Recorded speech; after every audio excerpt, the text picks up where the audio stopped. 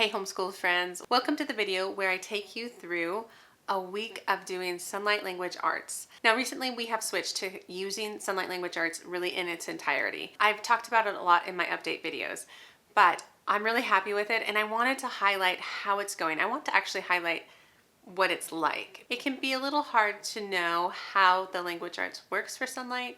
I've actually used it on and off throughout the years and I have made so many different types of videos. I've made full-on review videos. I've done almost like flip throughs, like so you can see all the different readers, which is always what I'm so excited to see. But I've also made a week in the life. I think I did Sonlight Language Arts 3. So I will link all of those above, below, just so that you can dive into this, especially if you are curious about if it will work for your kiddos, because it is a bit of a different style of learning. And so I want to see if I can help. Maybe answer some questions that you have about the program, also just help you see kind of day to day how we use it. So stay tuned.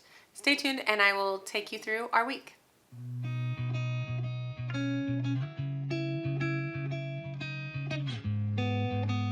So hi, my name is Angie. Welcome to the channel. Welcome back, all the things.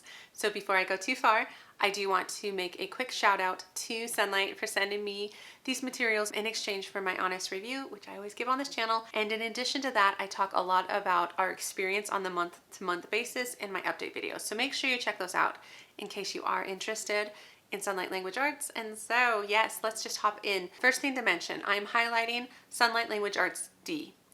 And I am using it with my 5th grader who is 10 years old but almost 11. So just that's the reference of the kiddo I am using this program with. So the first thing I always like to talk about in these types of videos is the instructor's guide. So this really is gold. It is the thing that keeps me sane, is to be able to have this level of instruction but yet this level of flexibility. So I think I will just pop up a bit of a screenshot of the week we are in. I can't even remember which one it is. I think it's maybe week 16, part of 15, to show you kind of just the basic overview of how the instructor's guide is set up. It's set up with the days across the top. Now you'll notice this isn't like Monday, Tuesday, Wednesday.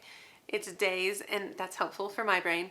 And then down the side is all the subjects. And you can see now that we've gotten into Sonlight Level D for language arts, a lot of the supporting subjects for language arts, you're talking like spelling, vocabulary, handwriting, and even some kind of extra grammar work, are not specifically being taught by Sonlight. Like Sonlight didn't write a grammar program, well, a little bit, but it's using different resources and then it's scheduling you those resources, which is just really nice. So those resources you can see along the top, but yet the meat of the Sonlight Language Arts program, in my opinion, is really the creative expression as well as the readers. The readers are fantastic, especially starting on this level with level D. The readers tie in to the history. If you are using the HBLs, which we are, we're using HBLD, Science D, and Language Arts D, and it all goes so well together. So they are reading a lot of the readers that have to do with American history, the first part of American history. So you can see the schedule for the readers, but really most of the instruction in the guide is geared towards your writing component or your creative expression. And it has like a day 1, 2, 3, and 4. And so a lot of times on that first day, you're doing dictation because this is the first year. You switch out of copywork into dictation and then a mechanics practice, which takes like grammar and sentence structure and different topics like that that are useful to writing. And they talk about it within the scope of the dictation. That's usually day 1. And then the other 3 days have a lot to do with whatever writing assignment they are doing. And it can range from poetry to like research papers, which is a research paper is what we're going to be talking about in this video. So a couple of things about the clips I'm going to be showing you. First, we didn't totally do things in order. The kids are getting taught a research paper, the research process, which is really good because this is the first time that we have encountered a more research-based project. Sonlight took the time, and there's lots of details, lots of instructions for how best to support your child. There's even a lot of verbiage that says like, we have no expectations of you handing this to your child. You need to work with them, encourage them.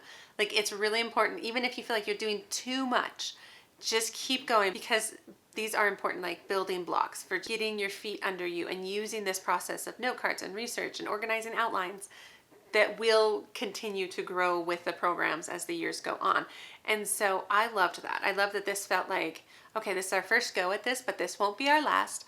And let's see where we're at right now. And so we're going to start off with some clips on a topic selection, as well as kind of diving into note cards and how to use them. All right, so like we were talking about, we started the project last week. Remember when we were talking about doing a research project between now and Christmas? And I asked you to look up things you're interested in or animals you're interested in potentially doing, kind of an information-based research project. Now, you gave me like 20. Which ones were you most excited about?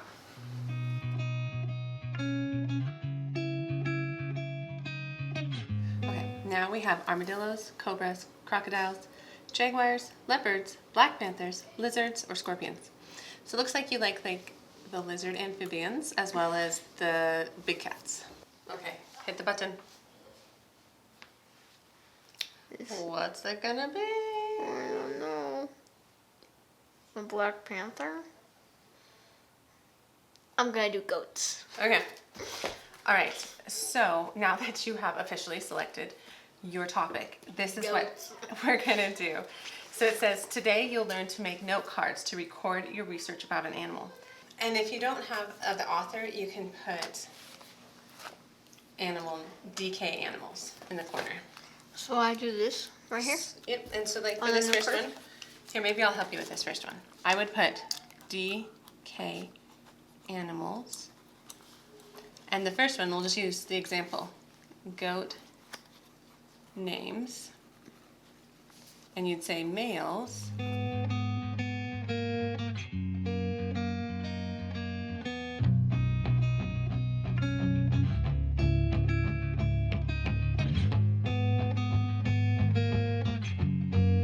So that was Monday. Let me jump into Tuesday. So Tuesday is when we tackled our dictation and mechanics practice.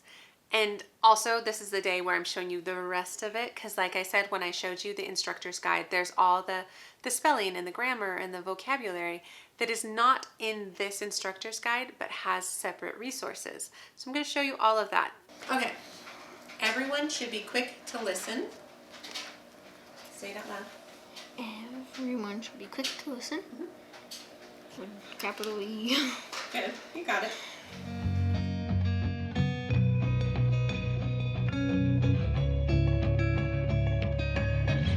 Do you want to study this again? Maybe. I think you probably should. What I want you to do is practice writing.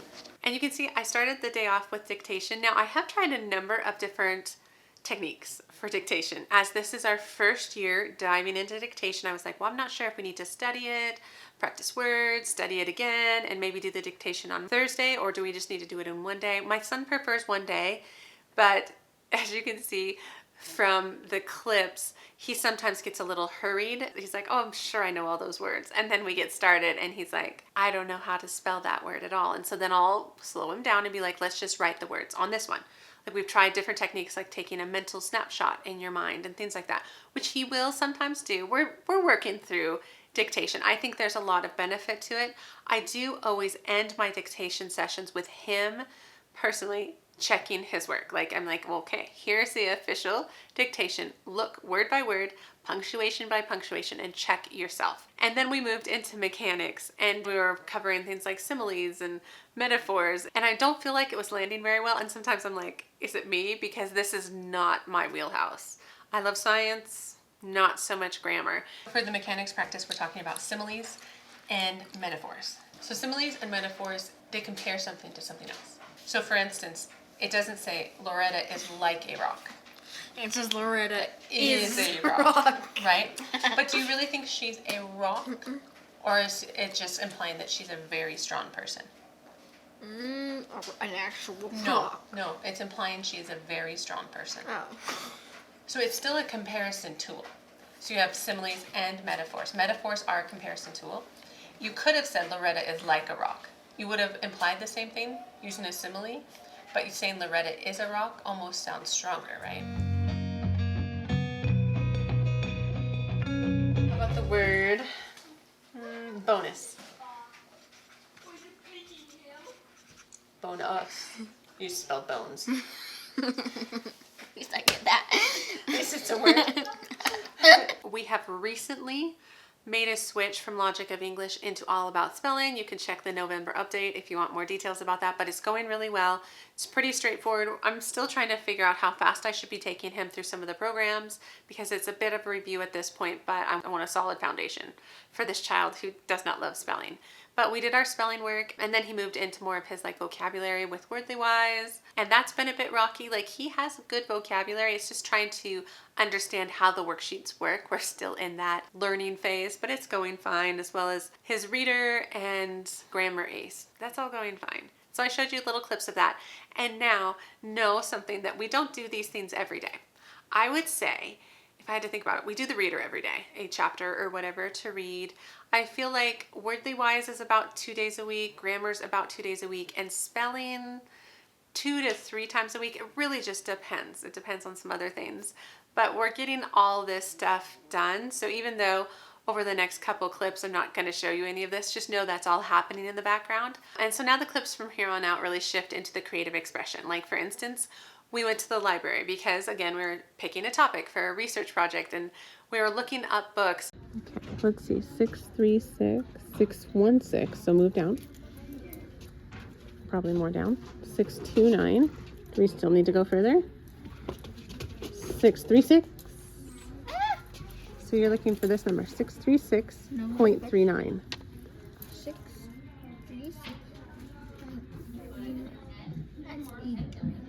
And you'll see we also had some time we were using online research, and we like the website of Kiddle. It's like Google for kids. I like that. I mean, it's not perfect, and so I wouldn't set him loose on that, but my husband and I have done a lot of talking with him about the internet and making sure he's just not clicking on any old thing. So I trust him. At least this child I trust on the internet, but yet I was still around helping him with things like that. And then, like I said, we did a lot of work at the library. It was good. It was good to look stuff up, to notice that the books were all alphabetized, and then how the numbers worked at a library. It was just a good lesson. And then he was able to pick up some books about goats, which was just really fun. And so that was his main like gathering of research, right? So online, library, he got all the resources, and then he started making these note cards. It was really good, you guys, to have him just practice this. Have him practice like what's too much detail, and then you want to be able to move your note cards around. And so I got some pictures of him doing that. So that very last day, instead of doing what was planned in the instructor's guide, which was an outline, we weren't quite ready for an outline, I realized. We needed more time organizing his research, or maybe finding some holes. And so that's what I had him do, is I had him kind of line out his note cards and be like, oh, I actually only have one note card for the type of food that goats eat, or whatever it was. And so I had him like, okay, well then go back to your resources and find some more facts. So that way that paragraph can be interesting, you know, that way you have enough to say when we get to the outline and the rough draft and the final draft, which is all going to happen next week before Christmas. And so I feel like it was a really good process, like this whole week of language arts, whether it be kind of our normal stuff like spelling and vocabulary and readers and all that, or if it was the unique writing project for that week. I feel like this was a pretty good representation of what language arts D looks like. And it is different in some ways than the lower levels, but also kind of the same. I feel like a lot of things are covered in the lower levels that just get rolled back around come these upper levels, even though this isn't really upper, it's language arts D. And so I feel like it's working really well for us currently. He's enjoying it. He's liking the structured approach of how to do this, of how to gather information, how to make note cards, how he's going to do an outline, because we were working quite a bit this fall with outlines and how to organize some things, how to reverse outline, how to regular outline, all this stuff we've been working on. So that skill isn't, I mean, perfect by any means, but he's not scared of that skill. So he'll be able to take this new skill of like researching and note carding and kind of layer that on top of what he's already learned. So anyway, I feel like that was a bit of a ramble here at the end. I hope this was a useful glimpse into our week, a useful, like, how does this actually look on the day-to-day? So feel free to ask any questions, because I feel like there's always stuff that I forget to say when I'm making these videos. But if you can't think of anything necessarily you want to say, maybe drop what emoji? The pencil emoji, because we did a lot of research, a lot of note carding this week, and it was really fun. So I hope you all are well, and I hope you are enjoying the end of 2024 here. And yeah, if you liked the video, give it a thumbs up. Subscribe to the channel if you want to. And you guys, I will see you in the next homeschooling video. All right, take care.